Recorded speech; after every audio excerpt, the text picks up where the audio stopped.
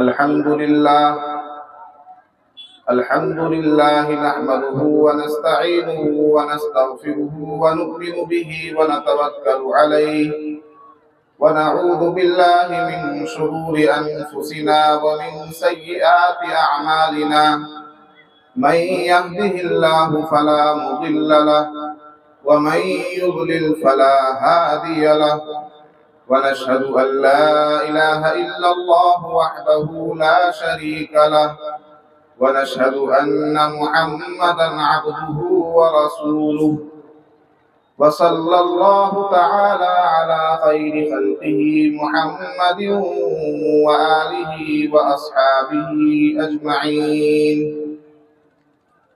أعوذ بالله من الشيطان الرجيم. بسم الله الرحمن الرحيم. يا أيها الذين آمنوا اتقوا الله ولتنظر نفس ما قدمت لغد واتقوا الله إن الله خبير بما تعملون.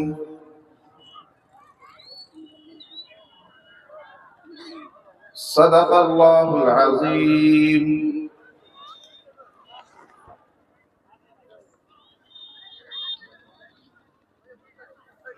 محترم معزز سامعین اور قابل قدر دینی بھائیوں، اسٹیج پر رونق افروز علماء دین اور میرے عزیز دوست و احباب، جلسے تو بہت ہوتے ہیں اور جلسوں میں کہنے والے بہت سی باتیں کہتے ہیں، ہزاروں باتیں کہی جاتی ہیں اور سنی جاتی ہیں، لیکن جلسے میں جو سننے کی نیت سے آیا ہے، جو سامع ہے، جو مخاطب ہے، کامیاب مخاطب اور کامیاب سامع وہ ہے جو اس پورے اجلاس کی باتوں سے، ہزار باتوں سے ایک بات لے کر اٹھے کہ میں اس بات پر عمل کروں گا انشاءاللہ. ایک بات کا بھی اگر آپ نے ارادہ کر لیا کہ آج فلاں مولانا نے تقریر کی، فلاں مولانا نے بیان کیا، فلاں کا خطاب ہوا، ان تمام مولاناؤں کی باتوں میں سے مجھے ایک بات پر عمل کرنا ہے، صرف ایک بات لے کر بیٹھ جائے، ایک بات لے کر یہاں سے جائے کہ میں ایک چیز لے کر یہاں سے جا رہا ہوں، اس ایک چیز کو مجھے اپنا اوڑھنا بچھونا بنانا ہے اور اپنی زندگی کا حصہ بنانا ہے. ایک جلسے میں صرف ایک بات آپ لے کر جائیں. تو میں یہ سمجھتا ہوں کہ جتنے جلسے ہمارے علاقے میں ہوتے ہیں، اگر ہر آدمی یہ سوچ کر ایک ایک جلسے میں شرکت کر لے کہ میں ایک جلسے سے ایک بات لے کر اس پر عمل کروں گا، تو سال میں اگر وہ 10 جلسوں میں شرکت کر رہا ہے تو 10 باتوں پر عمل کرنے والا ہو جائے گا. 2 سال میں 20 باتوں پر عمل کرنے والا ہو جائے گا. 3 سال میں 30 باتیں وہ اپنی زندگی میں لے آئے گا. اور اگر اس نے وہ جلسے سن رہا ہے اور 10 سال سے جلسہ سنتا آ رہا ہے، لیکن 10 سال پہلے اس کی جو حالت تھی آج بھی ویسی ہے، 10 سال پہلے جو اس کا کنڈیشن تھا آج بھی ویسا ہی ہے، 10 سال پہلے بے نمازی تھا آج بھی بے نمازی ہے، 10 سال پہلے سود خور تھا آج بھی سود خور ہے، 10 سال پہلے معاملات اس کے اچھے نہیں تھے آج بھی معاملات اچھے نہیں ہیں.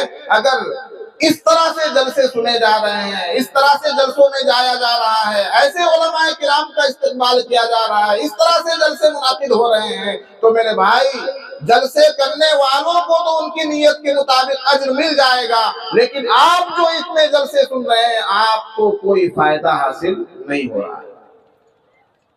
اس لیے میری اس بات کو گانٹھ باندھ لیجیے، زیادہ نہیں، ایک ہی بات پر اگر آپ عمل کی نیت سے یہاں سے اٹھیں گے کہ نہیں میں اس بات کو یہاں سے لے کر جا رہا ہوں، اس پر میں عمل کروں گا انشاءاللہ کل صبح سے، تو آپ کی زندگی میں تبدیلی آنی شروع ہو جائے گی.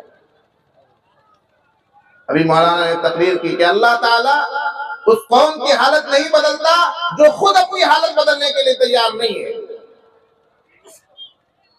خدا نے آج تک اس قوم کی حالت نہیں بدلی، نہ ہو جس کو خیال اپنی حالت کے بدلنے کا۔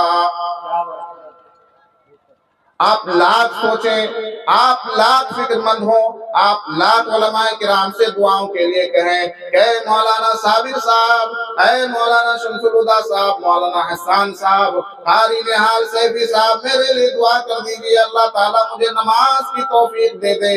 اللہ سے دعا کر دیجیے اللہ تعالیٰ مجھے نیکی کی توفیق دے دے، مجھے مسجد میں جانے کی توفیق مل جائے، میرے قدم مسجد کی جانب بڑھ جائیں، اذان ہوتے ہی میں مسجد میں جانے والا بن جاؤں، رمضان آتے ہی میں روزہ رکھنے والا بن جاؤں، مجھے حج کی توفیق مل جائے، اللہ تبارک و تعالیٰ مجھے بیت اللہ میں بلا لے اور تمام نیکیاں میری زندگی میں آ جائیں، میں دیندار بن کر زندگی گزارنے لگ جاؤں۔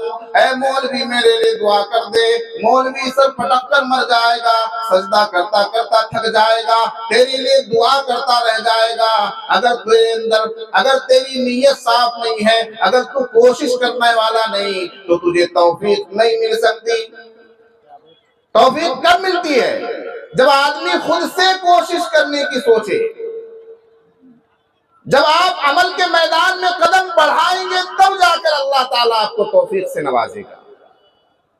لیکن عمل کی سوچے گوٹے کہ مطلب کرنا کچھ نہیں ہے، کچھ نہیں کرنا چاہیے، خالی دعا کرانا چاہیے مولانا سے، مولانا دعا کرو مر زندگی بدلے جائے۔ انہیں تو زندگی نہیں بدلی بھائی، زندگی بدلوا تنے تم پہلے آگے بڑھے رسوا ہوئے۔ اگر آپ آگے قدم نہیں بڑھائیں گے لاکھ دعا کروا لیجیے، آپ کی زندگی میں چینجنگ نہیں آ سکتی، انقلاب نہیں آ سکتا، تبدیلی نہیں آ سکتی۔ اس لیے آپ جلسہ سنیے اور جلسہ سن کر ایک جلسے میں آپ چاہے 3 باتوں پر، 5 باتوں پر، 10 باتوں پر عمل کا ارادہ لے کر اٹھیے، لیکن میں یہ کہہ رہا ہوں کہ ایک جلسے میں 1 بات۔ کوئی بڑی بات ہے کیا؟ مطلب کوئی اس میں بہت زیادہ بھاری کام ہے کہ ایک جلسہ 3 گھنٹہ جلسہ سنا، 4 گھنٹہ جلسہ سنا، سینکڑوں باتیں ہم نے سنی، ایک بات پر اگر عمل کی نیت سے ہم اٹھ گئے تو انشاءاللہ ہماری زندگی تبدیل ہونی شروع ہو جائے گی۔ ہوگی یا نہیں ہوگی؟ ہوگی یا نہیں؟ کی چچا زندگی بدلی میں نہ نہیں ہمارا؟ کون کون اپنے حالات کو بدلنے کی خواہش رکھتا ہے؟ ہاتھ اٹھائے۔ کون کون اپنے آپ کو بدلنا چاہتا ہے؟ ہاتھ اٹھائے۔ کہیے انشاءاللہ ہم اپنے حالت کو بدلنے کے لیے تیار ہیں انشاءاللہ۔ بس آپ تیار ہیں تو اب آپ کی حالت بدلنی شروع ہو جائے گی، لیکن آپ کو تیار ہونا ہوگا۔ حالت اسی کی بدلتی ہے جو تیاری کرتا ہے اپنی حالت کو بدلنے کی۔ ٹھیک ہے، کریں گے انشاءاللہ۔ میں نے آیت پڑھی، یا ایھا الذین آمنوا اتقوا اللہ وَلْتَنْظُرْ نَفْسٌ مَا قَدَّمَتْ لِغَدٍ۔ اے ایمان والو اللہ سے ڈرو۔ چھوٹی سی بات، اے ایمان والو اللہ سے ڈرو۔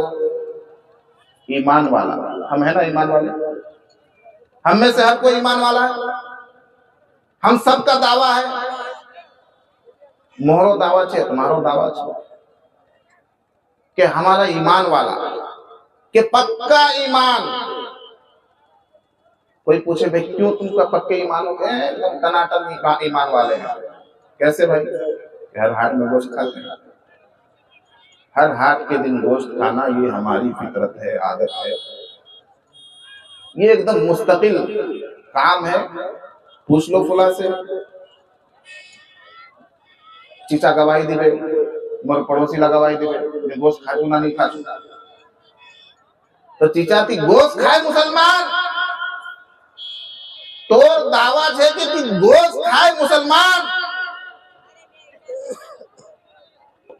یہ تو بڑے تعجب کی بات ہے کہ آپ مسلمان کے گھر میں پیدا ہو گئے اس لیے آپ مسلمان ہیں، آپ گوشت کھا رہے ہیں اس لیے مسلمان ہیں، آپ کا نام مسلمانوں والا ہے اس لیے مسلمان ہیں، آپ نے اپنے کاغذات میں مسلمان کی کیٹیگری میں، مذہب کی کیٹیگری میں مسلمان لکھ دیا ہے، لکھوا دیا ہے، اس لیے آپ مسلمان ہیں۔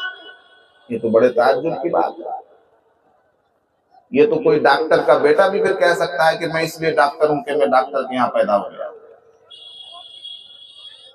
میں کاغذ میں نے ایک جو ہے جعلی سرٹیفکیٹ بنا لیا ہے اور اس میں اپنے نام کے سامنے ڈاکٹر لکھوا دیا اس لیے ہم بھی ڈاکٹر ہو گئے۔ کہہ سکتا ہے یا نہیں کہہ سکتا؟ کہہ سکتا ہے۔ اگر ہم یہ کہنے پر جھجک محسوس نہیں کر رہے ہیں کہ بھیا ہمارے ابا مسلمان تھے، دادا مسلمان تھے، پردادا مسلمان تھے، اس کے گھر میں پیدا ہوا اس لیے میں مسلمان، بس یہی دلیل ہے میرے مسلمان ہونے کی، تو یہ دلیل تو بہت آسان ہے۔ ڈاکٹر کا بیٹا ڈاکٹر کے گھر میں پیدا ہو کر کہہ سکتا ہے میں ڈاکٹر، انجینئر کا بیٹا انجینئر کے گھر میں پیدا ہو کر کہہ سکتا ہے میں انجینئر، پائلٹ کا بیٹا پائلٹ کے گھر میں پیدا ہو کر کہہ سکتا ہے میں پائلٹ، سائنسداں کا بیٹا سائنسداں کے گھر میں پیدا ہو کر کہہ سکتا ہے میں سائنٹسٹ۔ اگر کسی کو آپ دلیل مانگیں مسلمان ہونے کو، نہیں میرے دوستو، اللہ کے نبی صلی اللہ علیہ وسلم کی یہ حدیث دیکھیے، اللہ کے نبی صلی اللہ علیہ وسلم فرماتے ہیں کہ ہر مسلمان، اللہ کے نبی صلی اللہ علیہ وسلم کا ارشاد عالی شان ہے کہ ہر بچہ جو کسی گھر میں پیدا ہوتا ہے وہ فطرت اسلام پر پیدا ہوتا ہے۔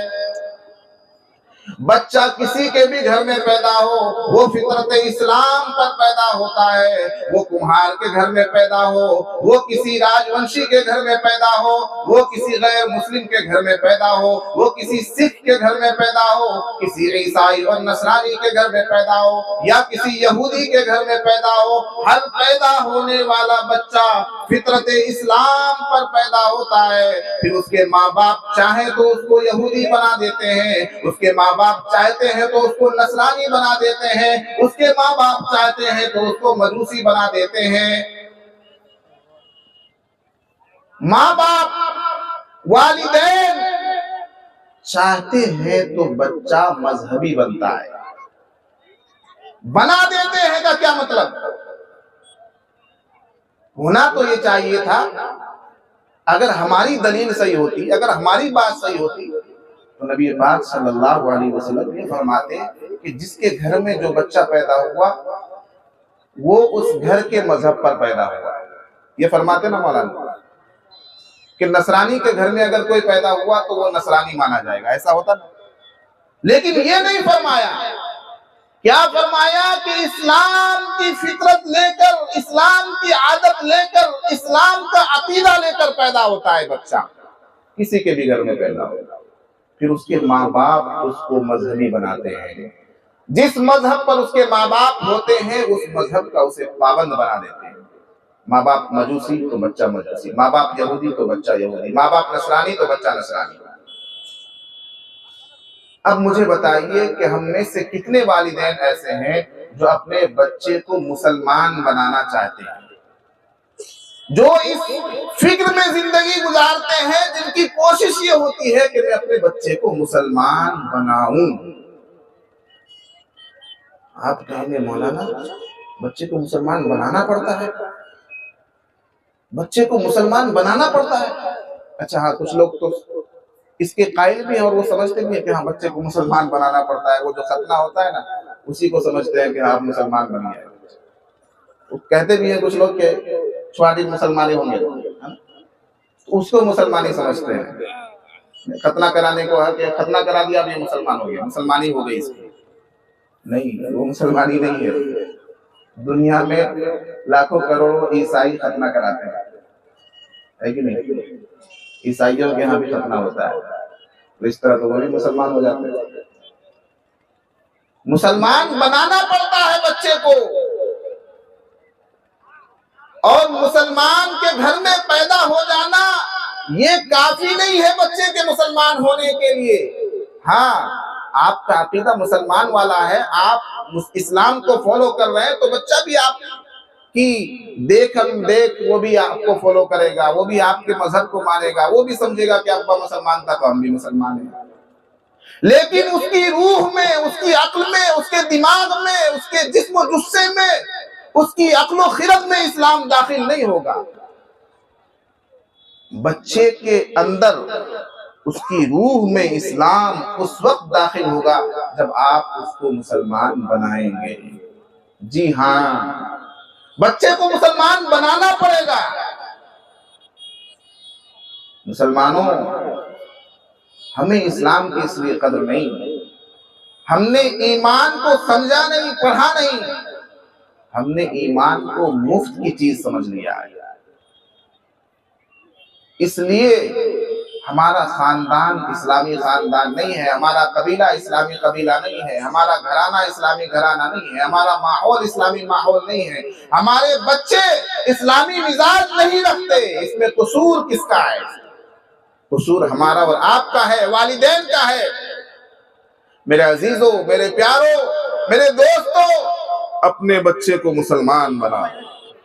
اب آپ کہیں گے مولانا ہمیں تو ہر کچھ بنانے کے لیے بچے کو کہیں نہ کہیں بھیجنا پڑتا ہے، ہمیں اپنے بچے کو مستری بنانا ہے تو مکینک کے پاس بھیجتے ہیں، ہمیں اپنے بچے کو دکاندار بنانا ہے تو دکان والے کے پاس بھیجتے ہیں، ہمیں اپنے بچے کو ماسٹر بنانا ہوتا ہے تو ماسٹر کے پاس بھیجتے ہیں، ڈاکٹر بنانا ہوتا ہے تو ڈاکٹر کے پاس بھیجتے ہیں اور ڈاکٹری کی پڑھائی کراتے ہیں، ہمیں اپنے بچے کو ڈرائیور بنانا ہوتا ہے تو ڈرائیور کی صحبت میں رکھتے ہیں۔ اب ذرا ہمیں بتائیے کہ مسلمان بنانے کی کون سی فیکٹری ہے؟ کوئی فیکٹری تو ہونی چاہیے نا، کوئی کارخانہ ایسا بتائیے جہاں ہم بچے کو ادھر سے ڈالیں ادھر سے وہ مسلمان ہو کر نکل جائے۔ فیکٹری تو ہے، کارخانہ بتاؤں گا میں، لیکن یہ کارخانہ ایسا نہیں ہے کہ ادھر سے آپ نے ڈالا، ادھر سے آلو ڈالا اور ادھر سے سونا نکل گیا، ہے کہ نہیں؟ کہا تھا نا کسی نے بیچارے کو دوسرے کو بدنام کر دیا، کسی اور نے کہا تھا کہ ادھر سے آلو ڈالو ادھر سے سونا نکالو، ادھر سے ڈالو آلو ادھر سے سونا نکالو۔ لالو نے کہا تھا کبھی جب تک رہے گا سموسے میں آلو بہار میں چھایا رہے گا لالو، لیکن رہا نہیں بیچارہ، ہے نا؟ دعوے تو یوں ہی، ان سیاست دانوں کے دعوے یوں ہی پھسپھسے ہوتے ہیں۔ جو آج صاحب مسند ہیں کل نہیں ہوں گے، کرائے دار ہیں ذاتی مکان تھوڑی ہے۔ کہا تھا نا راج اندوری نے، لاکھ دعوے کر لے بھیا ہمارا ملک ہے، ہماری حکومت ہے، ہم کو کوئی بھگا نہیں سکتا، ہم کو کوئی ہٹا نہیں سکتا، ہم 2050 تک رہیں گے، یہ سب دعوے انسانی دعوے ہیں، جن دعووں کی کوئی حقیقت نہیں ہے، یہ مکڑیوں کے جالوں کی سے بھی زیادہ کمزور ہیں، یہ دعوے مکڑیوں کے جالوں سے بھی کمزور ہیں۔ تو ایسی کوئی فیکٹری تو نہیں ہے کہ آلو ڈالو سونا نکالو، کہ ادھر سے بچے کو داخل کیا اور ادھر سے بچہ مسلمان بن کر نکلا۔ آپ کو یہ کرنا ہوگا کہ اپنے بچے کو مکتب کی تعلیم دینی ہوگی، بالکل شروعاتی دور میں، جب آپ کا بچہ نابالغ ہے، بے شعور ہے اور اس کے کھیلنے کی عمر ہے، اس وقت آپ کو مکتب میں داخل کرنا ہوگا، مکتب کی تعلیم حاصل کرے گا اور اسلام کی بسم اللہ سیکھے گا۔ کیا سیکھے گا؟ دین کی بسم اللہ سیکھے گا، بس صرف وہ مکتب کی تعلیم بسم اللہ تک ہے۔ آپ کہیں گے مولانا بسم اللہ تو ہم میں سے ہر کوئی جانتا ہے نا؟ تیجا بسم اللہ، بسم اللہ سنا دی، سیسا دیکھو اور بسم اللہ سنا، سیسا دیکھو اور بسم اللہ چاہیے، کپڑا پہنوار بسم اللہ، مسجد جوار بسم اللہ، کھانا کھوار بسم اللہ، ستوار بسم اللہ، ہے نا؟ آپ کہیں گے اچھا یہ تو بسم اللہ بھی بہت مشکل چیز ہے۔ جی ہاں، ہمارا حال یہ ہے مسلمانوں، آج کے مسلمان کا حال یہ ہے کہ اس کو دین کی بسم اللہ تک نہیں آتی اور کہتا ہے کہ میں مسلمان ہوں۔ بسم اللہ نہیں آتی۔ بتاؤ کس کو یہ ساری بسم اللہ یاد ہے؟ کھانا کھانے کی بسم اللہ کس کو یاد ہے؟ کھانے کے بعد کی دعا کس کو یاد ہے؟ سونے کی بسم اللہ کس کو یاد ہے؟ سو کر اٹھنے کی بسم اللہ کس کو یاد ہے؟ کپڑا پہننے کی بسم اللہ الگ ہے، شیشہ دیکھنے کی بسم اللہ الگ ہے، دودھ پینے کی بسم اللہ الگ ہے، پانی پینے کی بسم اللہ چڑھاوا آ رہے ہیں۔ صبح سے شام تک کے جتنے کام ہیں ہر کام سے پہلے بسم اللہ ہے، اور ہر کام سے پہلے کی بسم اللہ دوسری بسم اللہ سے مختلف ہے، الفاظ الگ ہیں۔ آپ مسجد میں جائیں گے تو کہیں گے بسم اللہ اللہم افتح لی ابواب رحمتی، اور آپ کھانا کھائیں گے تو اس سے پہلے کہیں گے بسم اللہ وعلا برکت اللہ، الگ ہوئی نا بسم اللہ۔ اب کتنے میرے بھائی ایسے ہیں کہ جو ہر کام کی بسم اللہ اس سے پہلے پڑھتے ہیں کیا ہم لوگ؟ ہر کام کی بسم اللہ اس کام کو کرنے سے پہلے پڑھتے ہیں؟ نہیں پڑھتے۔ کھانا کھانے کی بسم اللہ، کپڑا پہننے کی بسم اللہ، سونے کی بسم اللہ سب لوگوں کو یاد نہیں ہے تو پڑھیں گے کیا؟ پھر کہتے ہیں کہ ہمارے روزگار میں برکت نہیں ہے، خاندان میں برکت نہیں ہے، اولاد میں برکت نہیں ہے، کاروبار میں برکت نہیں ہے، روزگار میں برکت نہیں ہے، گھر بار میں برکت نہیں ہے۔ برکت کیسے آئے گی میرے بھائی؟ تو نے تو دین کی بسم اللہ نہیں سیکھی، تجھے تو اللہ تبارک و تعالیٰ نے یہ کہا تھا، اللہ کے نبی صلی اللہ علیہ وسلم نے یہ فرمایا تھا کہ جب کسی کام کو اللہ کے نام سے نہ شروع کیا جائے، کسی کام کو بسم اللہ سے نہ شروع کیا جائے، کسی کام کو الحمدللہ سے نہ شروع کیا جائے تو وہ کام ناقص رہ جاتا ہے، وہ کام ادھورا رہ جاتا ہے، اس کام میں برکت نہیں ہوتی۔ تو بغیر بسم اللہ کے کھا رہا ہے، تو بغیر بسم اللہ کے کما رہا ہے، تو بغیر بسم اللہ کے دکان کا شٹر اٹھا رہا ہے، تو بغیر بسم اللہ کے ٹھیلا لگا رہا ہے، تو بغیر بسم اللہ کے کاروبار شروع کر رہا ہے، تو بغیر بسم اللہ کے صبح اپنے کام پر جا رہا ہے، تو بغیر بسم اللہ کے کھیتی کر رہا ہے، بغیر بسم اللہ کے ہل چلا رہا ہے، بغیر بسم اللہ کے میری مائیں اور بہنیں بغیر بسم اللہ پڑھے ہوئے کھانا بناتی ہیں، میری مائیں اور بہنیں بسم اللہ نہیں پڑھتی اور سبزی کاٹنے بیٹھ جاتی ہے، بسم اللہ نہیں پڑھتی اور چاول پکانے بیٹھ جاتی ہے۔ بہنوں، تمہارے آٹے میں، تمہاری روٹی میں برکت کیسے آئے گی؟ تمہارے چاول میں، تمہارے کھانے میں برکت کیسے آئے گی؟ تمہاری سبزی میں، تمہاری دال میں برکت کیسے آئے گی؟ آئے گی کیا برکت؟ نہیں آئے گی۔ ایک وہ تھے صحابہ کرام، کہا آہستہ سے بتا دینا کان میں حضور کے کہ کھانا صرف ایک دو لوگوں کا ہے، مختصر سا کھانا ہے۔ کہا تھا نہیں کہ کان میں بتانا کہ مختصر سا کھانا ہے۔ آپ صلی اللہ علیہ وسلم کو آ کے کہا صحابی رسول نے کہ حضور کھانا تھوڑا ہی ہے، آپ چلیے سائڈ کر کے لے جاتے ہیں نا کسی مہمان کو جب کھانا تھوڑا ہوتا ہے۔ آپ صلی اللہ علیہ وسلم تو نبی رحمت ہیں، رحمت للعالمین ہیں، آپ نے اعلان کر دیا چلو بھائی سب کی دعوت ہے، چلو چلو سب کی دعوت ہے۔ اور سب جا کر دسترخوان پر بیٹھ گئے۔ اب وہ دانتوں تلے انگلی دبانے لگی صحابیہ، کہا اپنے شوہر کو غصہ دکھا دیا، ارے ان کو کہا نہیں تھا کہ کھانا تھوڑا ہے؟ کہا حضور نے اعلان کر دیا، میں کیا کروں؟ جب یہ کہا کہ حضور نے اعلان کیا ہے تو اب وہ خاموش ہو گئی۔ کہا اچھا حضور نے اعلان کیا ہے پھر تو کوئی پرواہ نہیں۔ کھانے کے لیے بیٹھے اور سیر ہو کر کھایا اور اس کے بعد بھی کھانا بچ گیا۔ کیوں؟ ایک اللہ کے نبی صلی اللہ علیہ وسلم کی برکت اور ایک بسم اللہ کی برکت۔ دودھ آیا ایک پیالہ، اصحاب صفہ، سب سے پہلا مدرسہ صفہ، سب سے پہلا مدرسہ اس کا نام ہے صفہ، اس میں صحابہ کرام پڑھتے تھے، پڑھنے والے صحابہ کرام، پڑھانے والے نبی پاک صلی اللہ علیہ وسلم۔